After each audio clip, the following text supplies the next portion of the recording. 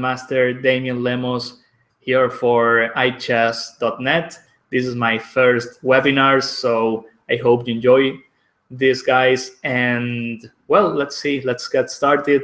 I'm here to present my new work, the Accelerated Dragon.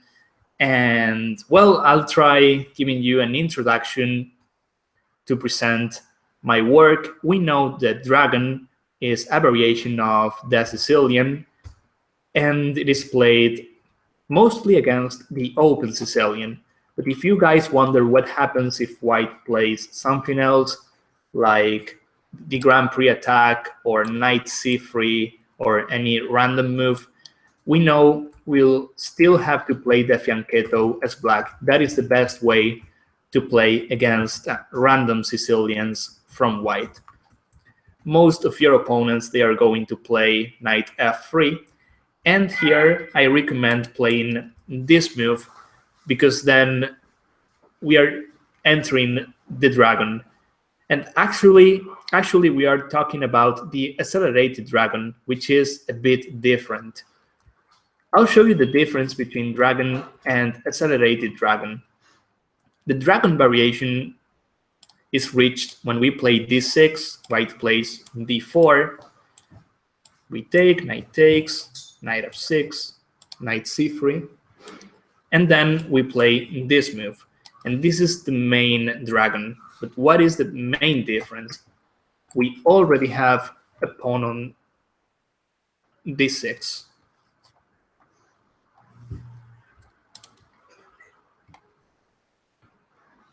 Okay, I think the board is not... Oh. Okay, yeah. This was supposed to happen in my first webinar. I'm sorry, guys. Let's start again. Okay, so I was talking about the difference between the Accelerated Dragon and the main Dragon that happens when white plays knight f3. And if we want to play the main Dragon, we should play d6. Here we have the main position. And here in the main position of the Dragon, we already have a pawn on d6. So why we want to play the Accelerated Dragon? Well, if we still have the pawn on d7, we have other options, and we can catch our opponent unprepared.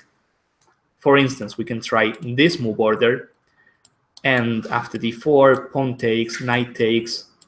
In some variations, we can play d7, d5 in one step, and that is why I like this move order. Let me talk about a bit the lines I'm presenting in this new course. For those who want more information, you can check the video, the description on the link below. We are doing promotion 50% off. So I'll talk about the lines I'm going to cover here. Knight f3, I'll play this. So most of your opponents, they are going to play d4 as white. And after pawn takes, this is the main move, knight takes d4. But of course, some players, especially sharp opponents, they are going to play queen takes d4. Of course, they have a reason to do so, because now rook h8 is hanging. And we can play knight f6, for instance. A move like f6 is probably too weak, because we are not developing a piece. And in fact, we have too many weaknesses on the king side. So knight to f6, developing a piece. And we also have to point out that white has the queen in the center. I mean, this is going to be a target. And I'm showing this line because I think this proves that Dragon is happening. After e5, which is the logical follow-up, we'll play knight c6, attacking the queen. White usually plays queen a4, and we play knight to d5.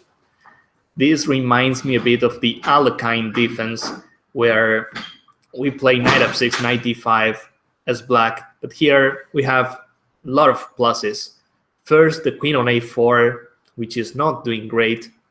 We'll see it's a target. And also the e5 pawn which is a bit weak.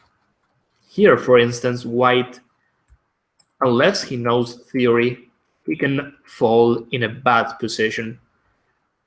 The main move is queen e4, and we'll study this carefully on my DVD, but let us say he plays a move like bishop e2, which is, in fact, the most natural move in that position. Then we can play bishop g7, attacking the e5 pawn, and white has to defend this pawn already. If he plays a move like bishop f4, this would be a huge mistake because we just take the bishop. We have the bishop pair, and that position is completely open. This is clearly favoring us. For instance, d6, and there's nothing white can do to protect the b2 pawn. He's about to lose the e5 pawn. As we know, move like this, we have the in-between, bishop takes b2, and he's losing. So he already has some chances of making mistakes, and that's what I like about the dragon. Let's say bishop e2, bishop here.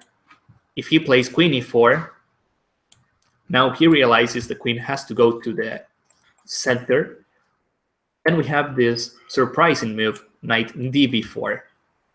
So what happens here? This knight on b4 looks weak, and white is tempted to attack it by means of a3 or c3. So after both moves, let's say he plays c3. This actually looks stronger than a3. We don't have to move our knight back. We could, and actually that position should be equal. But since the queen is in the center and his king is also there, we have to take advantage of our development, and we can do so by playing d5. We attack the queen.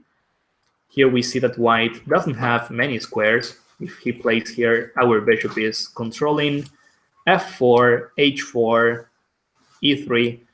No matter what he plays, we'll check him on c2, and he loses material. So he'll probably take on d6. Well, queen takes b4, we know it's not a good idea. E takes d6, and we continue on developing our pieces with bishop f5. And he's basically lost here because of development issues. Here we understand why breaking the opening rules is a huge mistake. After pawn takes bishop f5, we can still try one more move, b takes e7, and we have the funny queen d7, not taking the pawn. In fact, the e7 pawn works like a good protection for us. We play queen d7 and knight c2 check is coming next. So we are talking about a variation where white is losing before move 10. And that proves the dragon has a lot of potential.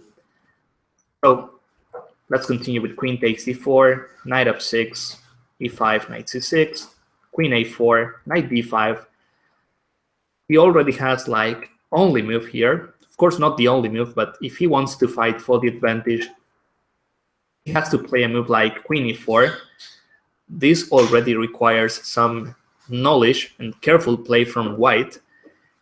And we still have a lot of resources. We'll play a position that's not usual, but we'll know the ideas. Here, for instance, the knight goes to e6. This won't happen often, that you'll have a position with the knight on e6. And also the e5 pawn, it's either a fortress or a weakness. And if I had to choose one, I would say it's a weakness. We can easily attack this pawn. The queen on e4 is at risk because we have some ways of attacking it. So as long as we get a position where we know the plans better than our opponent, then I'm happy. So that goes for queen takes d4. Knight takes d4 is, of course, the main line. And before we continue analyzing this, let me just tell you what happens if he plays c3. This is a move that is going to be played by alapin players. And Here we have another way of reacting as black, and it's something we can play when we play the accelerated dragon. We can play d5. We can also play this move, but then he builds up a strong center, and he already blocks our bishop when he plays c3. So we can try a move like d5, attacking the center, and we do so because he cannot develop his knight to the key square c3. Pawn takes, queen takes. Our queen on d5 is doing great here because there's no knight c3. Otherwise, we are never playing a variation like this. And after d4, we can continue our development. And our strategy is based on playing against the isolated pawn on d4. I'm going to play here queen d8. There's no need of playing queen d8 yet, but I'm just trying to show you guys our strategy. We place our queen in a better square. We'll try blockading on d5. That is what you have to do when you play against an isolated pawn. Try blocking it. If you have the chance, trade some pieces off, because if you play an endgame, much better chances than your opponent. And this is not working for the dragon only. This is working for chess in general. So in the alapin, we'll have to study it, of course. We'll have a lot of ideas you can find in my new course. For those who are joining us now, you can find some more info in the link below. We are running a promo, half price. I think it's over in a day or so. Okay, the alapin, it's worth considering. And let's analyze what our opponents are going to play. Like 90% of our opponents, they are going to play d4. We'll take, apart from queen takes d4, we already saw that. Knight takes d4. Here we can play both knight c6 or bishop here. We'll probably end up in the same position, and white has a big choice here. It's whether to play knight c3 or c4. If he plays c4, then we are talking about the maroczy bind. It is a well-known pawn structure where white tries playing a positional game. And when he plays c4, he's also trying to stop our freeing move, which is d5. It is true that when white plays c4, the game goes through positional lines, but we'll recommend ideas to challenge this this center by white. I mean, white usually plays 6. He tries building up his center with bishop e3, knight c3, maybe f3. We'll try playing active ideas because this line is played by positional guys who are trying to have everything under control. But the truth is, as black, we have ways of breaking this center. We can try. And worst scenario, we can play the hedgehog setup, which is a setup I like playing as black. And by the way, you can also find the hedgehog in my Taimanov deep dive I recently did for iChess. So that goes for the maroczy. The main move is knight c3. This is what most white players are going to play because it is the most natural move and because they still want to castle long. This is something that we'll see when we play Sicilian. Most of the positions we get are opposite kings. Like white has a king on the queen side, whereas we have the king on the king side. And apart from that, white fires on the king side, and we have to do the same thing on the queen side. So why I like the accelerated dragon, we can force white to castle short, and that's something he doesn't want to do. I mean, most players, they love castling queenside against Sicilian. So after knight c3, here, for instance, we have the chance to transpose to a normal dragon with d6, f3, knight f6, bishop c4, and he can still castle queenside. These are the positions we are trying to avoid. This is, of course, playable for both sides, but a lot of theory is required. And apart from that, we offer white the chance to attack us on the king side. If we force him to castle short, then we'll play a game where we know the plans, and we can, of course, get our advantage later. But most important, our king is not at risk. So bishop e3. Here we play knight f6. This is a key move. And also remember that we can try playing d5 in one step. We haven't played d6 yet. So we play knight to f6. And white, if he wants to stop d5, he'll have to play a move like bishop c4. This is the only move white has to fight for the advantage. If he plays something else, then we can try playing d5 already. Let's say he plays, for instance, bishop e2. White can castle as well. And if we want, we can play d5 already. This move is giving us equality, and that's not all. I mean, once we equalize, then we can think about fighting for the advantage. Remember that in chess, when you get equality, that doesn't mean it's a draw. It means both sides, they have chances. You don't have to be afraid of entering equalizing lines. Here, for instance, once we reach d5, it's a huge achievement for us as black. We are trading some pieces, and most important, we are freeing our position. This is a game we'll analyze in our DVD, and I think black chances are not worse at all. Despite being an equal position, we can still win. But imagine you're playing against an opponent you want to beat, like yes or yes. Instead of d5, trading pieces, you can also play d6. And we'll play a standard dragon position, whereas where white king is not on the queen side. It's on the it's not on the queen side, it is on the king side. That's what I was trying to say. And we don't have to worry about a pawn storm there. He's not likely to advance those pawns when his king is on h1 or g1. He's not going to do it. And if he does, it's going to favor us. So we have a choice. We can play d5, we can play d6. And here I want to share some little secrets I learned from playing Anti-Sicilian. The c4 square is always a weakness for white.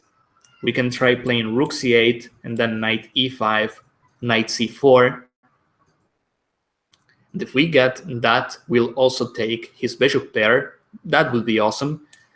Or even, let's say, bishop d7. Or even we can try knight a5 and knight c4. This is also very good for us. The problem is he's running out of ideas.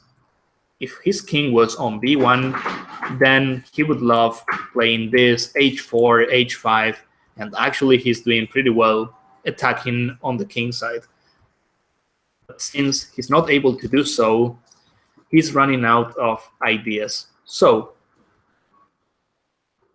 he has to play a move like bishop c4 maybe. And when he plays bishop c4, apart from developing, he's trying to stop b5. Here, I think it's the best choice we can make is queen a5. And this is a move I started paying attention to it when I saw Carson playing it against Morozevich. It looks like an aggressive move, but it's actually a quiet line. I mean, the only idea we have with queen a5 is forcing white to castle short. That is our entire strategy in this line. When we play queen a5, we have a pin, so unless he castles, he might lose material here. Let us say he wants to castle queenside and he plays queen d2. Most of your opponents, they'll try this because they want to attack no matter what. So if he plays queen d2, we already have a tactic.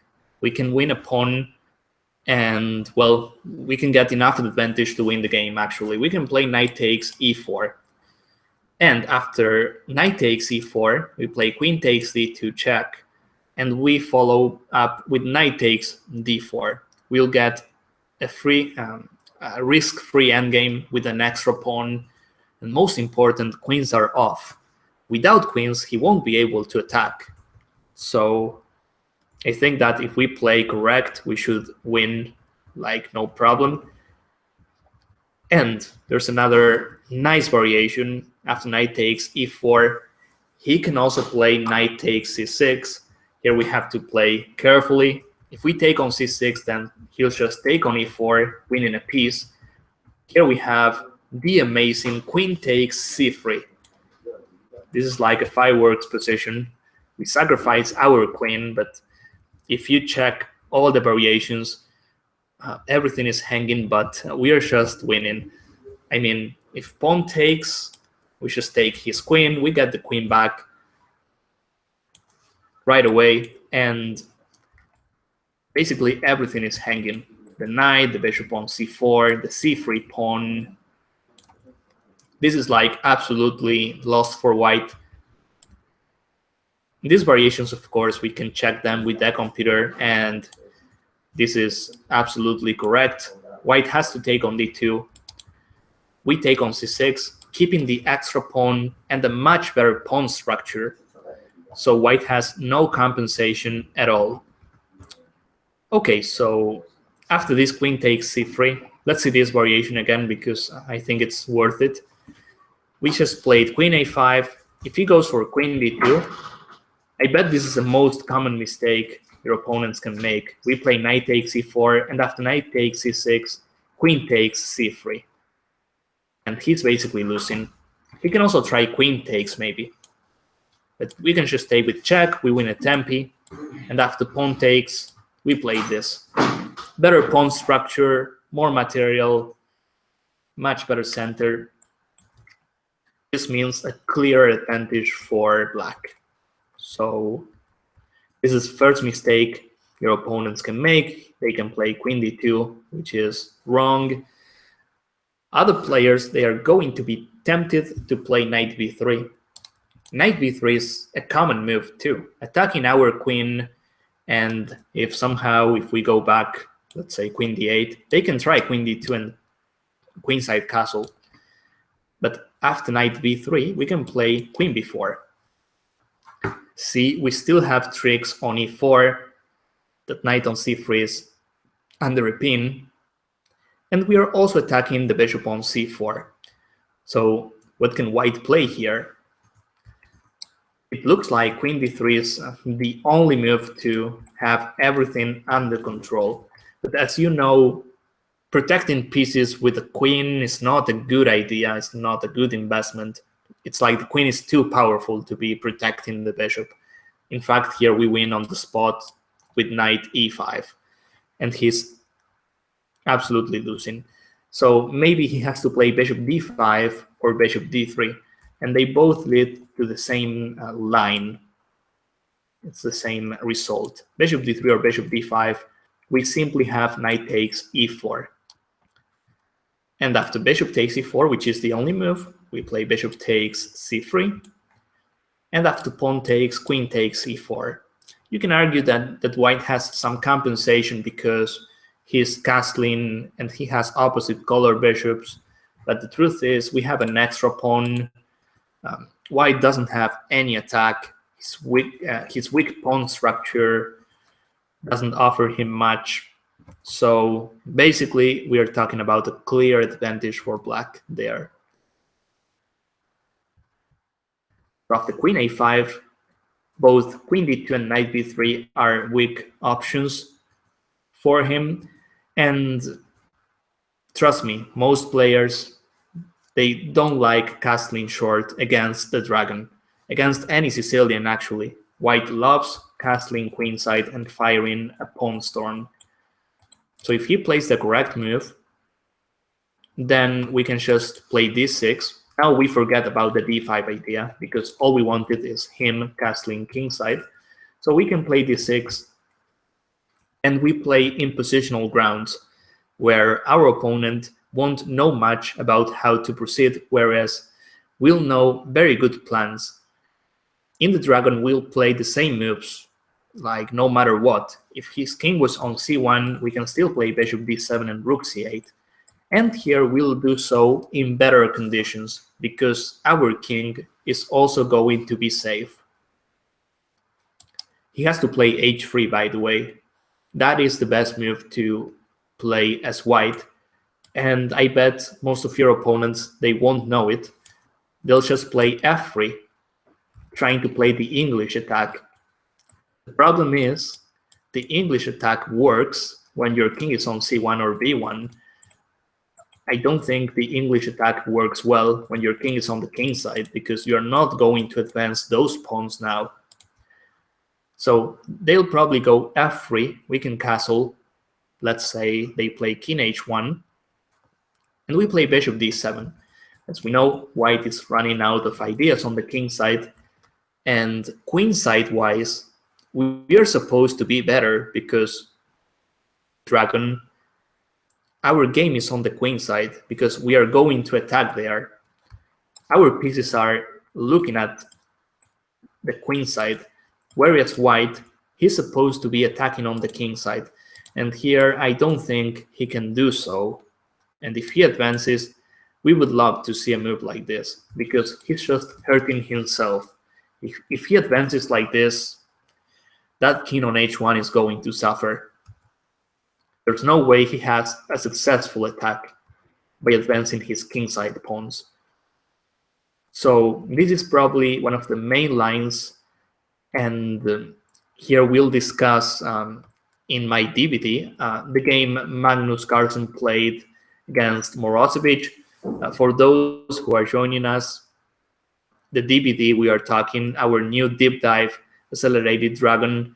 You can find more info on the link below. We are running a promo, have 50% off. I think it's finishing tomorrow. So take your chance to take it now. And what we are going to do now is, apart from discussing ideas, which is always a great option, we have to look at games. I think it's good to analyze variations, but it's also good to see how they work in practice. We are going to discuss is Fritz 2 against former world champion Garry Kasparov. I think Fritz 2 was already a strong program at that time, so this Kasparov win shows how great the accelerated dragon is. So white plays knight f3. This game shows us a different move order.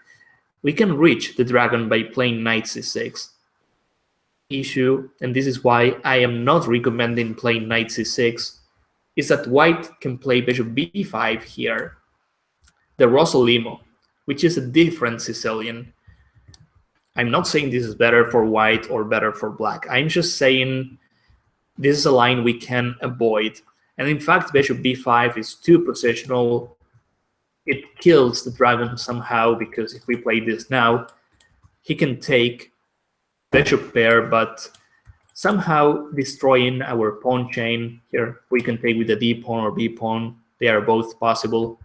But the strategy is basically the same. We have a broken pawn structure, and we play a positional game. I mean, I don't mind playing a positional game, but I want to play in dragon territory, and that's why I like playing this move. If he wants to play bishop b5, then we just play a6, and since we don't have a knight on c6, we can just keep on advancing our pawns, winning space on the queen side. So this is the advantage of the suggested move order.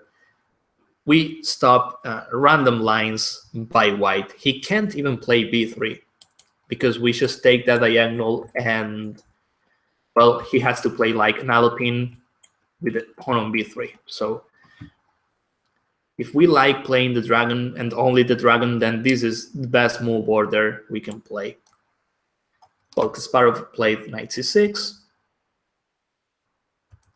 Fritz 2 plays knight c3, and white is not showing his cards yet. He hasn't played d4. But if he does, we can still play the dragon. And remember this, if white plays another line other than the open Sicilian, doing the kingside fianchetto is still our best choice. Think about it. The logic behind the opening. d4, he's fighting for the center. He's claiming his space advantage. If he doesn't play d4, we play this, and if we have the chance, we'll take control of that square. That is what we want to do in Sicilian. Of course, white, he still has time to play d4. We have to take, otherwise he advances. This is a rule in Sicilian. When he plays d4, we just take it. Knight takes d4, and we used a different move order, but we are still in dragon territory. After bishop there, Fritz 2 plays bishop e3. He has other moves as well. We'll discuss all this in my deep dive dragon. He can play a move like knight b3, but this is maybe a bit too passive for white, moving the knight back, giving us an extra tempi to develop a piece. He can also consider taking on c6, for instance, but that's helping us too, because we bring a side pawn to the center, and apart from that, we are also opening the b file for our rook, plus we can also try playing b5. Remember that b5 is always on the cards. For us, it's part of our strategy. If we manage to play that freeing move, then we'll at least equalize. So bishop e3 is the best move for white to keep his initiative. And we don't have to play d6 here. We can just play this move. It's playable as well, but we are at risk of playing a main Sicilian, where white plays queen d2 and queenside castle. Remember, that is a pure dragon. It's not our idea to play that. What we want to do is play a position where we play a quick queen a5. We also threat d5 in one step, and if bishop c4, queen a5. This is what we just saw, and it's the recommended move order. But let's see what happened in this game. Kasparov plays knight f6, and white tries, the computer tries what in fact is a computer move, knight takes c6.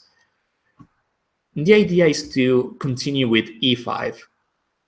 We take, this is an interesting decision, but we take with the b pawn trying to play d5. This is like, we take on c6 with the b pawn like 90% of the times. Taking with the d pawn is not a good idea because he trades queens off. He wins a tempi castling, checking us. And maybe it's not a big deal to have the king here because queens are off. But we lost the right to castle. It's not easy to connect our rooks. And sometimes we reach this position with the pawn on a6, and that means white can enter the queen side in one step. So I don't mind trading queens off, but I think this is not the best spot to do so. So b takes c6, much better. We open the b file. we keep queens on board, we have more chances of winning. So b takes c6, and now he has to play e5. Otherwise, his previous move is nonsense. Let us say what happens if he plays a move like bishop e2 or bishop d3. We can play a move like this, stopping e5, and white has nothing to show for his knight takes c6 idea. In fact, he's going to suffer some pressure on the b2 pawn. Our knight can easily improve via d7, e5. And most important, I think this is key. Some people, I think, they underestimate this concept, but we brought a side pawn to the center. In Sicilian, d5 is a weakness for us, and now we have that square completely under control. Black is slightly better already. So let's see the idea Fritz played against Kasparov. Knight takes c6, b takes c6. We are one step away from equalizing, playing d5. We build up a strong center with d5. e5 is what white plays, and the simple knight back. I like following Kasparov move, although we can also try the sharp knight d5. I feel this move is in the spirit of that position because we don't mind sacrificing a pawn as long as he wastes some development tempis. I don't mind sacrificing. Here he's bringing the queen to d5. His king is still in the middle. After rook b8, we have decent compensation, and we have a development lead as well. But maybe if white plays with accurate moves, he'll find some advantage, and that is why I prefer not playing this gambit with knight d5. It's also true that if your opponent is not well prepared, I think knight d5 from practice point of view is a great choice. Or imagine you're playing a blitz and your opponent cannot play deeply moves or cannot think properly, then our decisions are easy as black. It is tough to be defending with time pressure. So from practice point of view, I will play knight d5 at any level, actually. But since this move is also working and we are not risking much, I prefer following Kasparov advice. Here, white protects the e5 pawn with f4. We'll also find the game on our new work where white tries playing bishop d4. But okay, let's see what happens if f4, guarding the e5 pawn. Black plays knight to h6. This is the best move for us. Of course, we want to castle. We cannot stay with the king on e8. And we are trying to win or get our tempis back.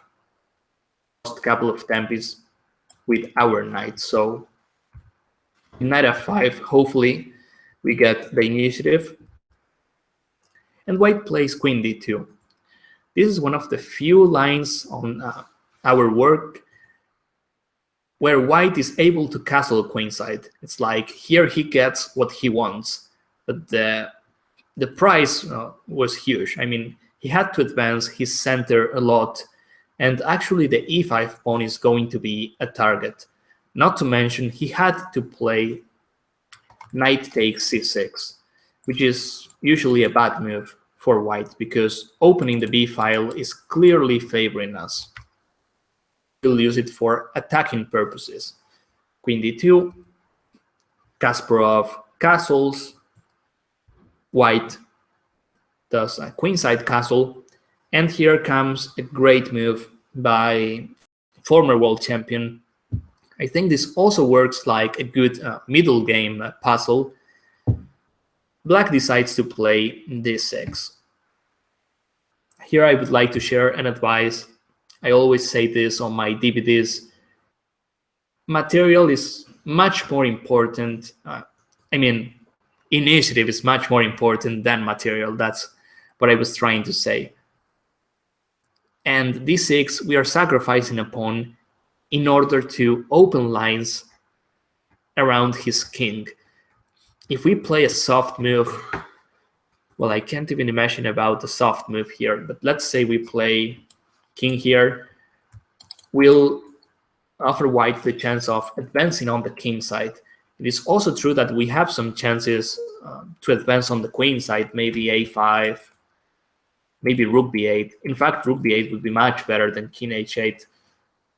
But the point is, when we play d6, we are taking the initiative right now, and white is the one defending.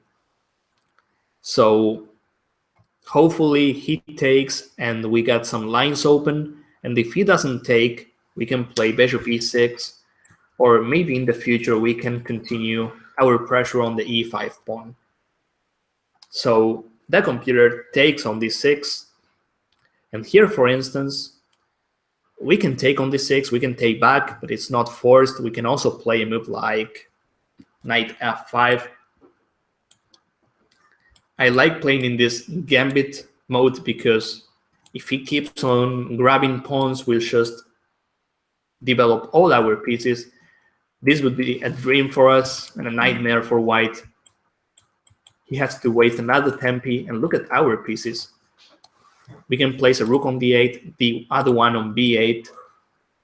We need a lot of tempi. He's not able to finish his development, and most important, our bishops firing against that king. This variation, I think, shows what might happen if white is not careful against the dragon. So I would play knight f5. I think it's tempting and it's also accurate because, I mean, I'm not worried if he takes on e7. All I want is to open lines. We take back on d6, and here comes the big mistake by white. He decides to take the d6 pawn. Considering he's facing some pressure, the best move should be playing bishop d4, maybe trying to trade some pieces off. This is an advice I give for chess in general. When you are defending, when you're facing pressure, best thing you can do is trade pieces off, because then your opponent's attack is going to be softer. And that's why I think bishop d4 is a good move. He's somehow trading our best piece, which is our bishop. Of course, if he plays this, we can still take, we can win some tempis back and build up a strong center. But okay, white he's also doing okay. The thing is, if you go for material without having a good development, then your opponent's development is going to pay off. Kasparov decides to play queen takes d6, rook takes, and here he plays the natural knight f5. After analyzing that position carefully, we also discovered that bishop takes c3 is also possible. Like, this is an in-between move. Be always looking for in-between moves because they usually make a difference in chess. And those in-between moves are the moves that your opponent is probably missing. Knight f5. Here we have a double threat, rook d3, and all we have to do is attack this rook, the only defender of bishop e3, so by playing bishop a6. And once more, he's in huge trouble. So this was a possible line. Kasparov goes for knight f5. I also like this move because white has only one move to keep playing, and this move is rook d3. When your opponent has only moves, your variation is probably right. I mean, if we play something else and white has 3 or 4 possibilities, then that means our choice is probably okay, but not as powerful. Knight f5, rook d3.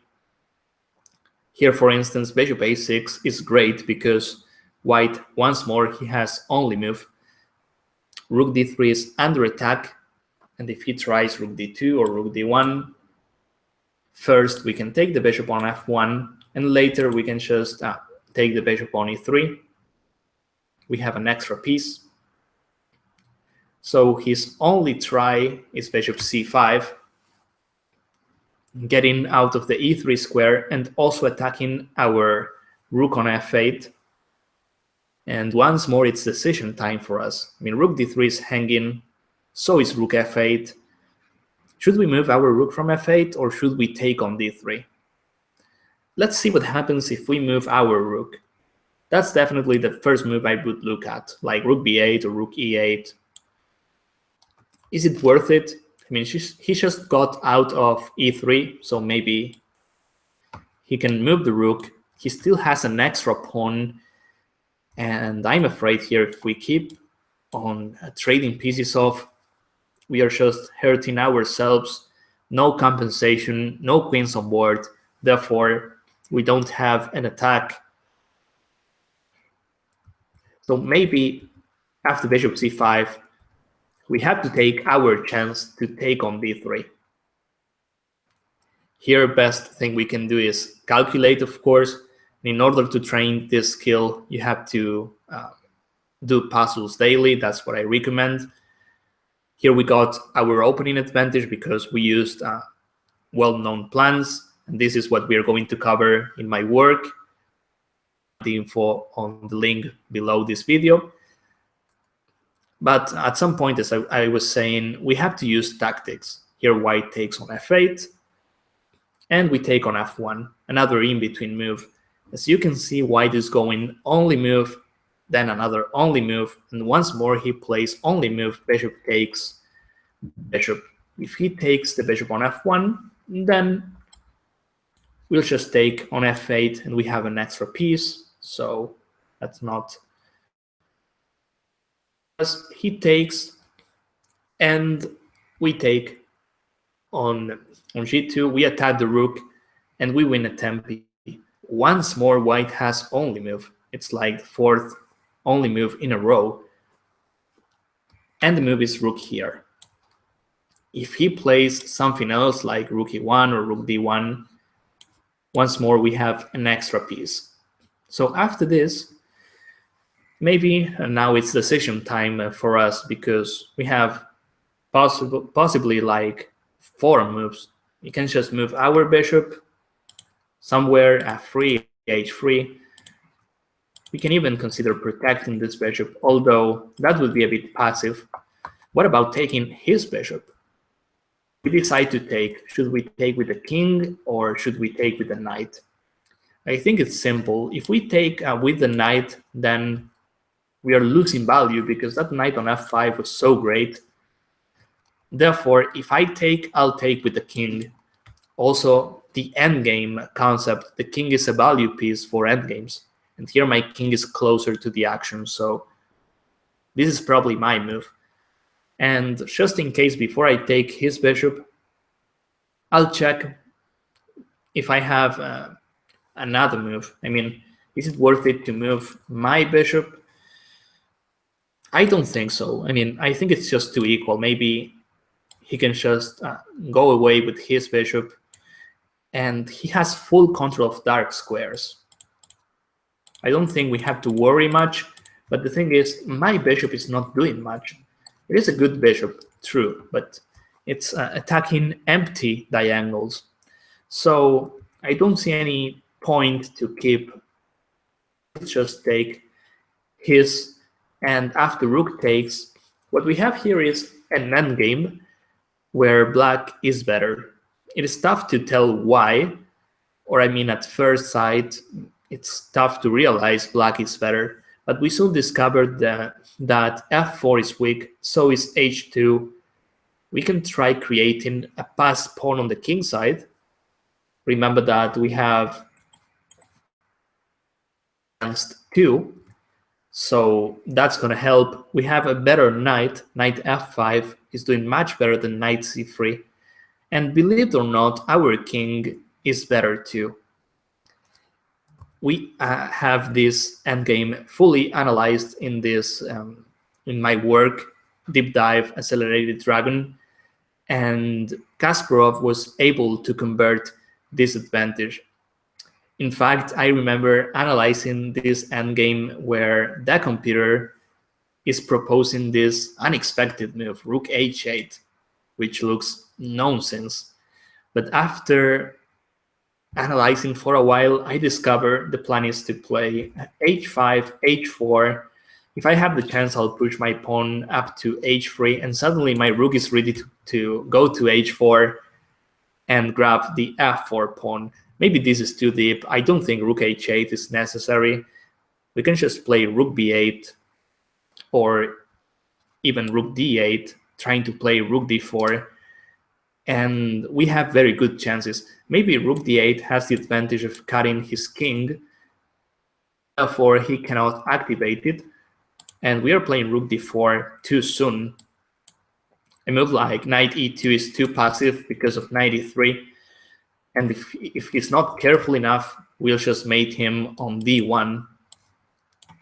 Of course, he can play something like this, but here we understand why we had such a powerful king. Maybe we can something like this, and later on try creating a passer. So a fourth line, White made some mistakes, that's true, but I think that mistake was the idea he played. We are not talking about moves, and that is what might happen in a real game. I bet a lot of players, they are tempted to play knight takes e6, pawn takes, and e5, and maybe this is the mistake. Playing without development and attacking like this. And I think this game shows how great Dragon is, because we are solid and we have a lot of resources. I think